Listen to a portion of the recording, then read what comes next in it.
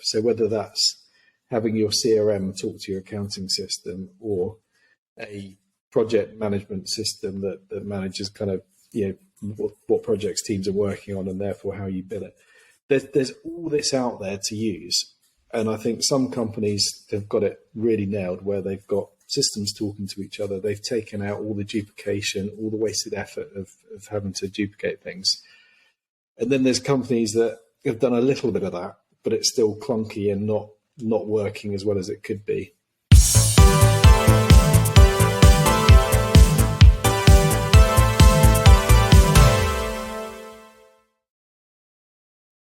Hello and welcome back to Wotter Future. The eagle-eyed amongst you on YouTube or Spotify video will have noticed I have had my annual haircut. But more importantly, we have Rob Boll with us today. Rob is passionate about helping SMEs progress through the world of business. He does this in two ways, by placing part-time directors into companies through his group Evoke Management, and by bringing leaders of companies together through International Leaders UK. Rob, it is such a pleasure to have you with us today. Thank you very much. Thank you, Fraser. It's a pleasure to be here today, so thanks for having me along. No trouble, no trouble. Now, let's jump straight in. We know the question by now. The question is, what is the biggest issue affecting the world of work right now? Great. No, it's a big question, and I think there's a number of ways to kind of cover this. I think for me, the biggest thing at the moment is this challenge of finding the right people for the right jobs that are willing to work in the right way. I think we're in this position where we're trying to find the new normal, and I don't know if we're ever going to find it, to be honest. I think this is going to keep evolving, but we've got companies that want people back in the office full-time, some in the office part-time, some in the office not at all. And it's trying to work out what that dynamics is at the same time as people probably not quite sure where they want to be in terms of working from home, flexible working, and also what that means in terms of their own career progression, but also the fact that companies, I think, are struggling to find the right people with the right skill set to fill the current gaps that they have. So I don't think that covers this with just one challenge. I think there's more than one at the moment. Excellent. But I think the simple things for me to talk about is everyone's got to kind of find the way that works for their business or for their part of the business for bigger companies. And I think the biggest challenge is understanding who do you need to do a particular role or job within a business? And as long as they're able to get the job done in the right way that gives the expected return for the business who's paying the bill of a salary or however that's compensated, then it doesn't really matter to me. As long as the work gets done, that's all you need really. But to make that happen, I think you have to have the right environment for that to happen. And in some cases, that might be you have to have people together in person because that just helps with relationship building, being collaborative, all those kind of things. If people aren't together all the time, then you need to make sure the right level of expectations are set, people are managed in the right way, people are led in the right way, and we're leveraging the best technology to keep in touch and feel you're actually still part of that connected team. And I think all of that is possible, but there's a lot of noise that gets in the way. One particular thing is the amount of technology. We've got amazing technology to do all kinds of things, but trying to embed that consistently within a business, within a team, across everyone is a big, big challenge. And I think this is what people need to understand is how do we leverage all the tech, the ability to interact, to make sure we're getting the right people into the right roles who are delivering results, and where they sit physically and how often they sit together. It shouldn't really matter. It shouldn't be it's got to be this way. I think it's just making sure that the environment is set up for people to succeed. Those would be my initial thoughts, and I don't think there's an easy answer to that. But I think people have got to understand how to make best use of the people, the tech, the way they interact to get the job done, to get the outcome that they need. Absolutely. No, that's really, really interesting. I think there's kind of three things, as you mentioned there, that I really saw to unpack there. One is shifting focus on looking at what is being produced rather than kind of how it's being produced. And focusing, I always talk quite a lot about input metrics versus output and outcome tracking, and really that's where we need to go, I believe. Certainly it sounds like that's similar to what you're saying there. I think the second thing I've got there is with regards to hiring people and finding the right people, what I tend to find is that people have often lost why the job exists. Especially if it's a few generations on and people have been and left and gone. We just need someone to fill that seat now. And we've kind of forgotten why the seat is there in the first place. And so then it's very difficult to work out what success looks like other than continuation of what's always happened. And so going back to the kind of problem statement, every small company knows that, you hire when the problem gets big enough that you need to fix the problem. So you turn around and you say, oh, well, we don't have someone doing that and that thing needs to be fixed and I don't have the resources or time or knowledge to do that, so I'm going to go and find someone else to do it. But actually, if we apply that in larger companies as to why we're going out in the first place, then that kind of finds that. And then the third thing you mentioned there, which I think is very interesting, is technology. And I mean, obviously, I'm biased because of what we do at Wotter, but you're right. Too much technology or badly implemented technology can be damaging and distracting and confusing. And so really getting that sort of blend of what it is you're using, how you're using it, whether it's the best solution for you, etc. I think that's really interesting. So perhaps we should start with the beginning there, and we can maybe go through them. But it's talking more about sort of output and outcome metrics and whether they're where we should be aiming to really try and understand those things. Because of course, if you've got that focus, then whether someone works in the office or not is kind of irrelevant because you're just looking at what they're producing. No, 100%. And apologies, I can't come up with the one thing, but hopefully might be able to try and link these all together. Maybe you are the oracle today, Rob. Whatever you say is just that's it. That's what we do. But I think in terms of the output metrics, I think this actually becomes more of a challenge for leaders and managers of teams, and this comes right from the top. And I think if at the top of a business you can't clearly kind of communicate what the business is trying to achieve and therefore what everyone's role to play in that is, then you can't really measure outcomes and those output metrics. And I think this is a big thing where actually I find in a lot of companies there's good intention at the top. There's often people that have been leading businesses, growing businesses.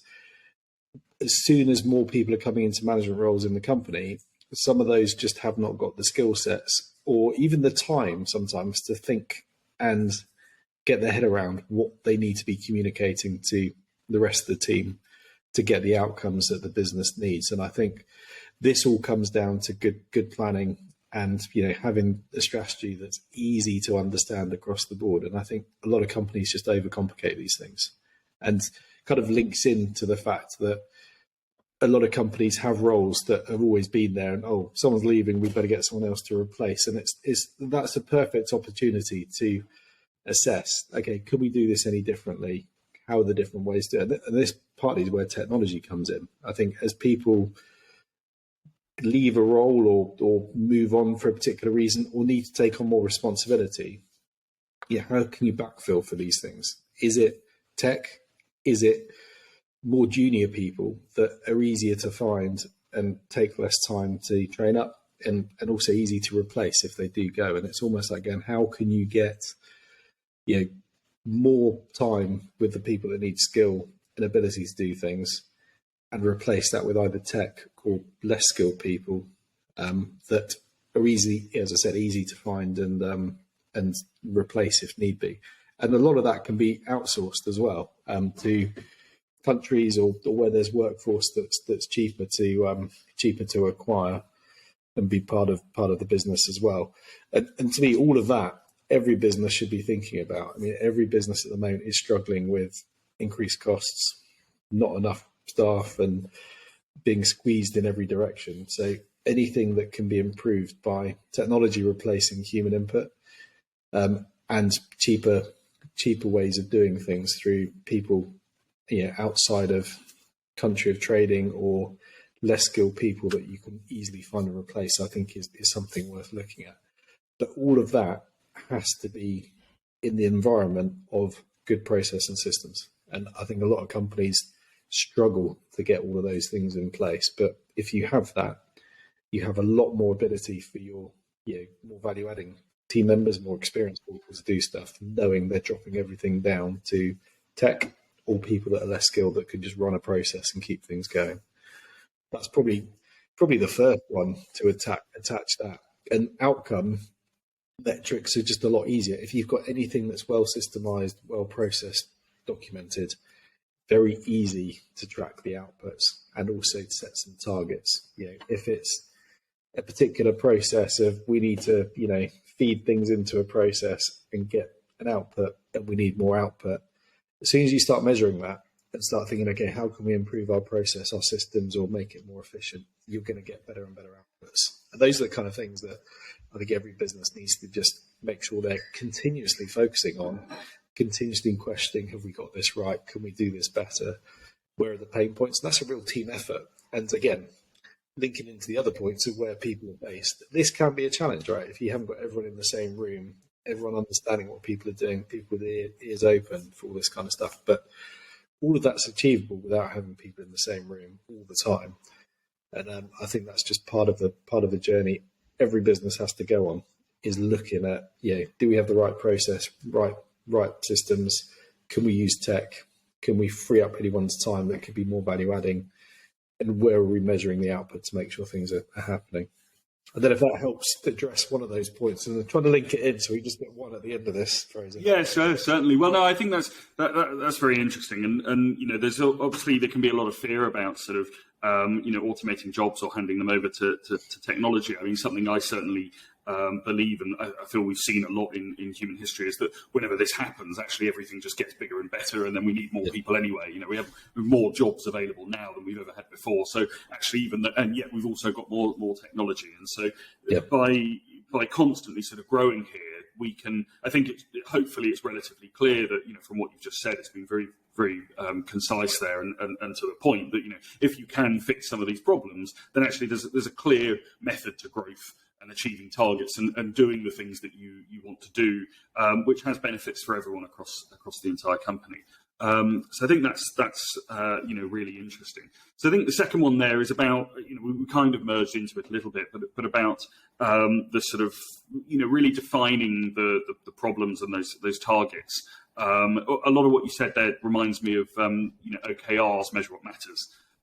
John Durr, fantastic book about Intel in the 80s and how they developed this system, and of course now it's used in a lot of places. I think that's quite interesting. If I just quickly mention what they did there, they wanted to become the biggest company in consumer tech and mid-range consumer tech, and they decided that so that's their overall goal. And then they broke that down and said, okay, how are we going to achieve that? They said we're going to get 11 other companies to use us in their systems. And if we achieve that, then we can say we've achieved the big thing. And then they go down to each individual person. Right, okay, well, we need to go and create the relationship with 30 companies in order to get 10 to work. We need to make sure that the systems are better. And the problem statement disseminates down the company to the point where right, that person's job is to do that thing. Is that sort of what you're driving at there? 100%. And I think it's all about accountability, isn't it? Making sure you have people from the top down having accountability for the things that fit within their remit, within their team's remit, and being able to measure those things. And you cannot, improve anything. You cannot make sure things are on track and happening unless you've got those metrics and ability to measure that you've got the output that you're expecting. And it's not, you're not looking for just, yes, tick, we've achieved it. It's that ability to see where things aren't going to plan, or things are dropping behind, or we're not meeting the expected output. Because that's when people from other areas of the team or the business can come in and try and fix those things. But they're just guides to show that we're missing something here, or we're not going to hit a target, or this isn't performing as it should be. Get in there and solve the problem. That's I think one of the important things. I think one of the other things I think that's quite interesting at the moment is understanding who is best on the team to kind of get their head around some of these complex processes, systems, and the data that you might have available to look at these things. And I can't remember who told me this. It might have been you, Fraser. So if I'm stealing your material, sorry. But there's kind of been research that younger generations who have grown up with social media, access to lots and lots of data around them from all sources, whether it's social media, online content, whatever it is, are actually much better at processing huge volumes of info than people that have been less exposed to that, so older generations. And I think in a lot of companies, people think, when it comes to processing systems, it's kind of spoon feeding people to make sure you're not overcomplicating things or giving them too much info. And I think in some cases that probably does make a lot of sense. But in other cases, I think look around your team and see, okay, if we just describe the whole problem or just dump the whole problem, who can actually handle getting their head around that and coming up with some solutions? And I think that's where there's quite an interesting dynamic in the workplace at the moment, that you've got multi-generations of people that some definitely going to need downward management and teaching, coaching, mentoring, whatever it is to help them perform. But there's also people that can upwards mentor, coach, mentor, based on different view of the world, different experience with tech and data and content that they've been exposed to all their life. And I think there's easy wins there to leverage some of that mindset, some of that thinking, some of that exposure. And I think that's a really interesting thing to try and solve some of these system, process and measurables that people are looking at, is look at who you've got around you and see who can actually just absorb all this info and all this kind of noise that's happening and try and make sense of it in a straightforward way. I don't, was that you that told me about that, Fraser, or not? Or was Either you told me or I told you, and I can't remember which. But either way, it was a good day. Yeah. But I think that's just a really interesting thing for everyone to think about is, how do you leverage that kind of ability to, which is kind of intangible to an extent, to just absorb everything going around and going, right, how do we solve this? Yeah. That's it. I mean, I think, if you look at the most makeup of companies, particularly sort of established companies, there's a general path that most of the very senior management are, older in generation, and most of the middle management are middle in generation, and the young, it's fairly clear. There's a sort of correlation between age and seniority in the company. But actually, if you look at the world that we're as businesses trying to service, it's actually not made up like that at all. It's much more equal. And so if all of the decision making is made at the top with less and less understanding of younger generations, don't get me wrong, that goes both ways. I think the younger generation struggle to understand the older generation. Yeah. But if we're not addressing the fact that there is diversity in kind of outcome and who we're trying to help, then you struggle to make sure that you're addressing all of those needs, because you don't necessarily understand them. I wouldn't be able to make a great product for someone who was, retired, because I don't understand what that life is like. I'd be much better off going talking to people who are retired and say, what can I do? How can I how can I help? And I think I see this, reasonably often, but I think less and less, this kind of oh, well, no, I've been, I've got lots of experience. I've been doing this a long time. I know what my people want. They don't know what they want. If I ask them, they've got no idea what they want. I know what they want. And it's like, can you hear the words coming out of your mouth right now? Yeah. And I think that's sort of what you're saying there, isn't it? That not necessarily in employee engagement is a whole other sort of side of things, but actually just in terms of idea generation and solution, finding, problem solving, etc. That having those different perspectives of different upbringings, different backgrounds, different ethnicities, different sexual orientations, different genders, all of those things. You sort of, when you get a sort of harmonious sort of melting pot of all of them, that's when you get, generally speaking, the best solution. 100%. Yeah, no, agree. Yeah. So the last thing we were talking about is technology and the kind of role that plays in our life and the problems that it can solve. I suppose possibly one of the, because we've kind of dipped in. I think we're doing a pretty good job of coming towards something singular here. But actually, one of the questions I sort of got here is that, you obviously go into companies on multiple levels through leaders, through Evoke. What's the kind of, there's no silver bullet, right? There's no like, go get this thing and everything will be fine. But what's the first thing that you often feel that companies sort of need to look at? Where is where's the biggest opportunity when it comes to technology? Yeah, it's a good question. It varies so much. One simple thing I look at is always numbers. I'm an accountant by qualification, and I sometimes say I used to be an accountant. I guess I still am, but I don't do as much as that as I used to. But with any business, the key things for me I'm interested in is, what do the numbers look like? And financial numbers is often a place to start. And there's so much software out there to help with accounting. So just simple cloud-based accounting like Xero, and then the ability to connect that with other things and have them talk to each other. So whether that's having your CRM talk to your accounting system, or a project management system that manages kind of, what projects teams are working on and therefore how you bill it. There's all this out there to use. And I think some companies have got it really nailed, where they've got systems talking to each other. They've taken out all the duplication, all the wasted effort of having to duplicate things. And then there's companies that have done a little bit of that, but it's still clunky and not working as well as it could be. And then the other thing you see is the way people are inputting data is still not consistent, is not like for like. So when you're looking at the output, the kind of high level reports from Xero or from any system that feeds from that, you can't make sense of it because the inputs have all been different. And I think as a use of tech, we've got all this wonderful tech that talks to each other in the cloud. Anyone can access it from anywhere. And no one's thinking high level, what are we actually looking to achieve here? Because people still think, we just need to get the accounts done and the statutory stuff. That everyone's got to do that, and that should be just a tick box exercise.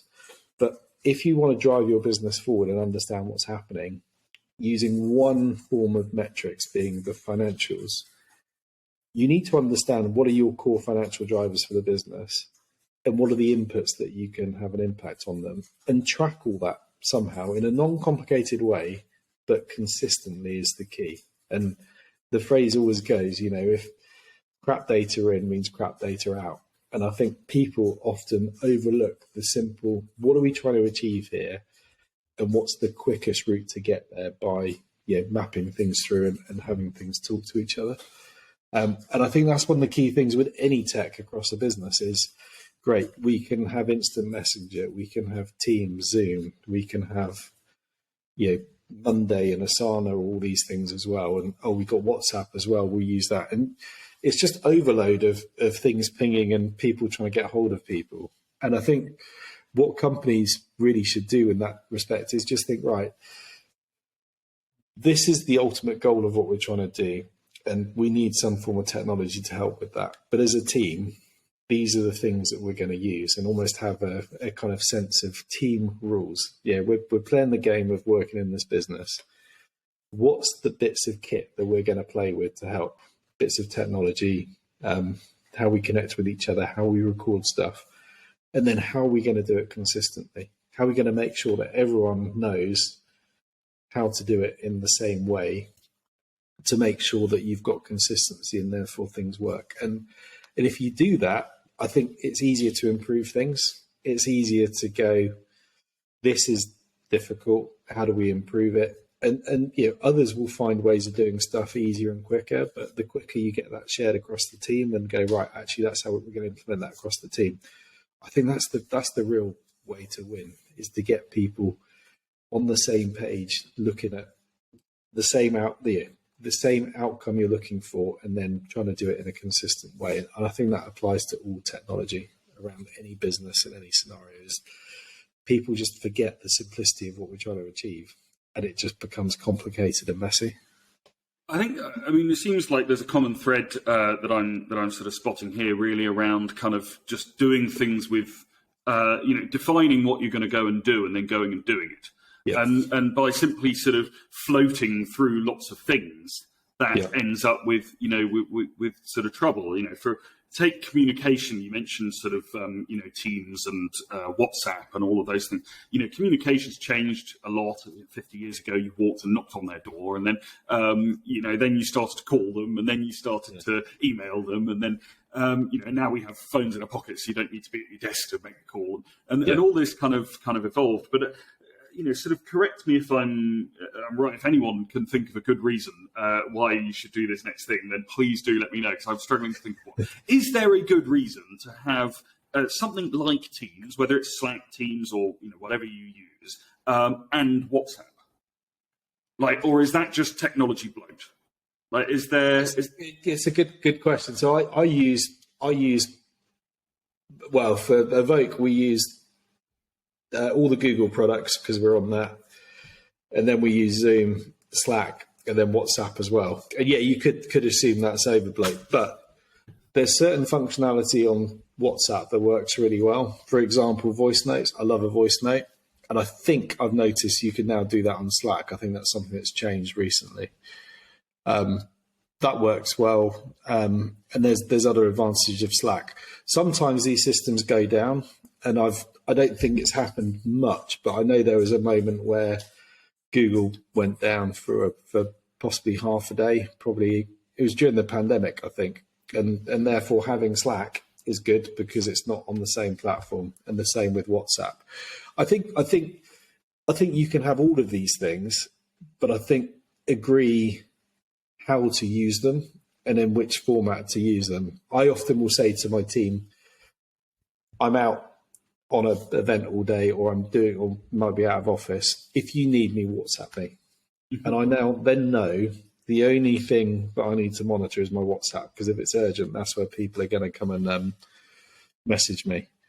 If I'm doing everyday stuff, then probably use Slack. Emails, I'll be honest, I'm not a massive fan of emails for internal communication. I prefer just to keep that as communicating outside the organisation. So I've kind of tried to set some rules around that myself, and I guess I educate my team and other people around that by telling them, or just making sure I'm more available on a Slack message than an email, for example. But I think the important thing is define how to use all this tech. And can you have too much tech? Can you have technology bloat? I'm sure you can, but there's a reason to have all these things, and a way to communicate in a way that makes sense. I think you just summed it up, really nicely there, because you have a defined reason why you have this thing and that thing, and that if you have that definition and the kind of purpose, and you keep that pretty clear, and that's what you're going to use when it's not urgent, when we just need to converse. That's what you're going to use when I'm out. Then that sort of fixes that problem. And I think in almost totally accidentally there, I think that's a really good example of what we're sort of talking about with everything here, isn't it? Is that if you have that defined purpose, you understand what that defined purpose is, rather than just floating through everything that comes your way, then that gives you the power to make these far better decisions and find much better ways of working.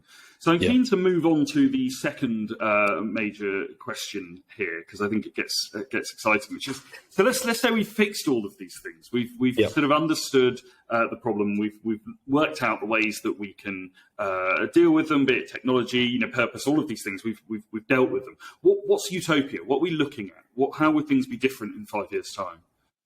Yeah, no, I think it's a really interesting question, and again, I get just things that come off the top of my head. Okay, in terms of what I would expect to see, I think there'll be completely different jobs to what we see now, even in 5 years' time. Not across the whole board, but I think there'll be a range of jobs that we've not seen before, whether that's roles, responsibilities.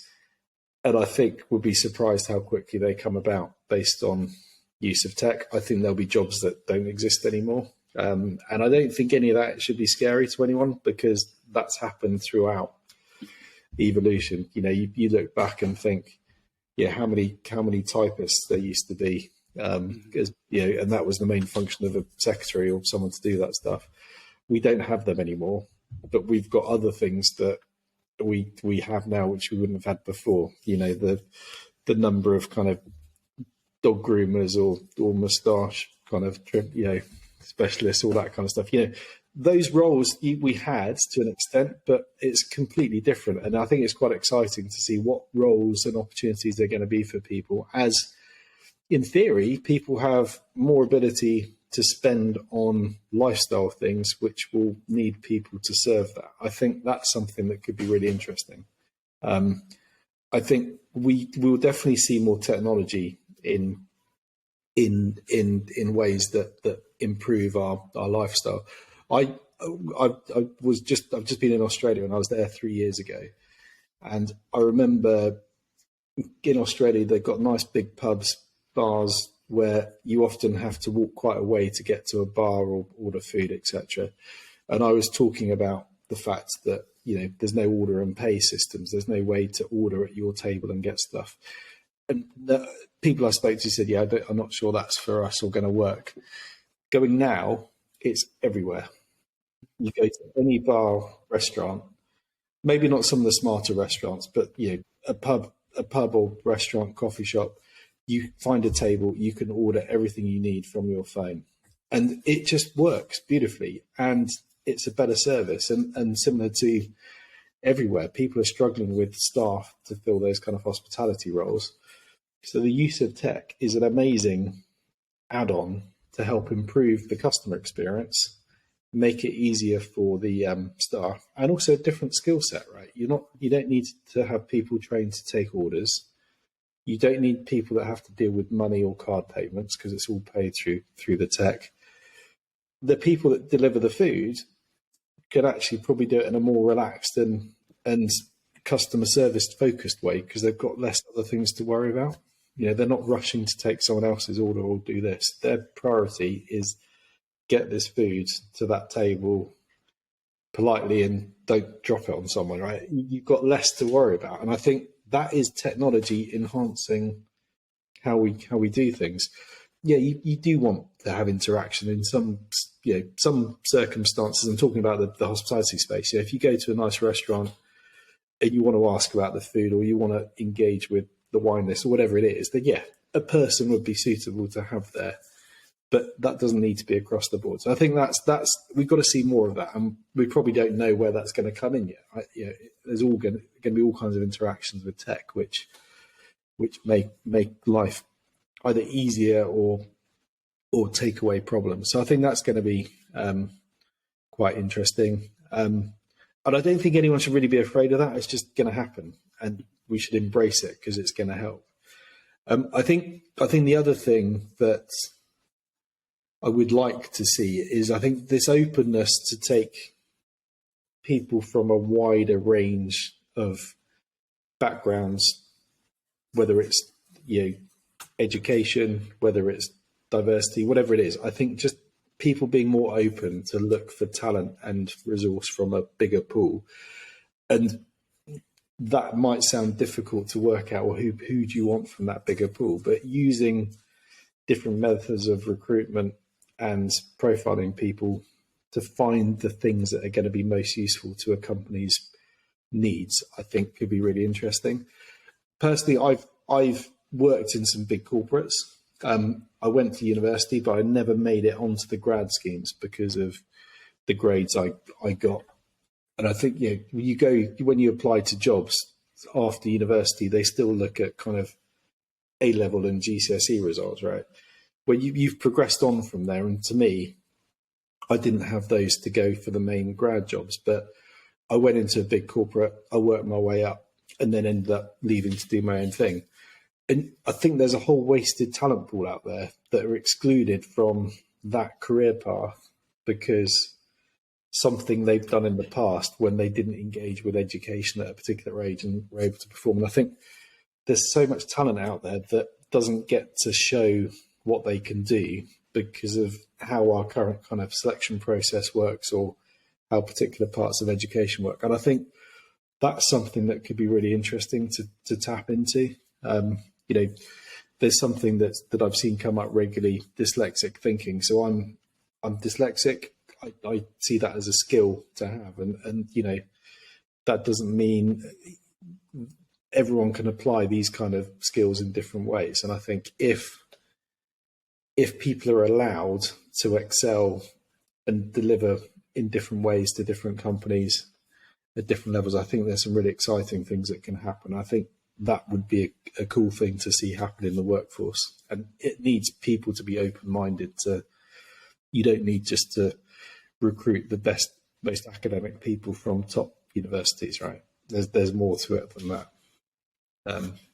Have I covered enough things there?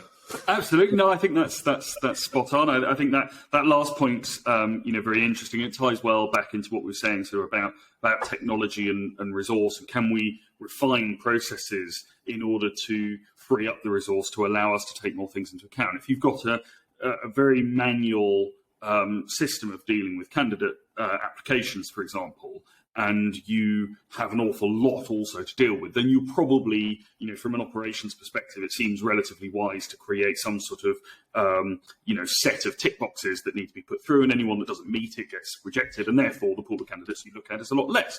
If you have either more time because you've freed up time elsewhere, and so you can spend a bit more time on it, or you have a better system via technology that can look at things in a much more broad manner than just these tick boxes of what your A-level results were, then that is a solution to towards fixing that problem, isn't it? I mean, I think it's worth saying, and this is probably my closing note, so I'll pass that to you in a minute. But like a lot of the things we've discussed here, you make sound very easy because everything seems clear when you're talking on this kind of level, and then in practice, it's like you come away and you look at your business and you go, "Yeah, got no idea," and then you just carry on doing what you were doing before.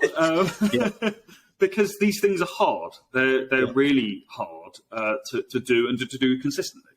Yeah. And but I think if we can do this, if we can put the effort into everything that you've said here, then the results are pretty clear.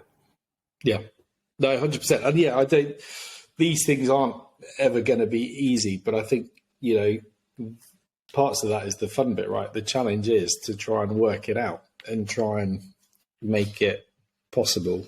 And what else is going to be out there that we can use? I mean, some of the software and the stuff you're developing is going to solve a lot of problems, and there's going to be all kinds of other things that are developed or in development that are going to help with these things as well, right? So, there's the bigger challenge, but these things have never not been there in the past, right? We've always had challenges and had to overcome things and do things differently, and that's the part of the exciting part of running a business or developing an offering that can help solve these problems that we've got in front of us. And I think that to me is the exciting bit. These problems are there to be solved, and people that solve them are going to have successful businesses and feel good about the things they're doing as well. And I think that's an important thing for companies to have in their purpose is we're doing this for a reason.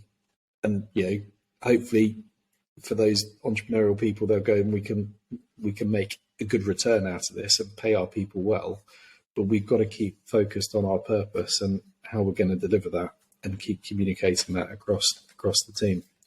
I think that's absolutely fantastic, Rob. That's what a great way to end there.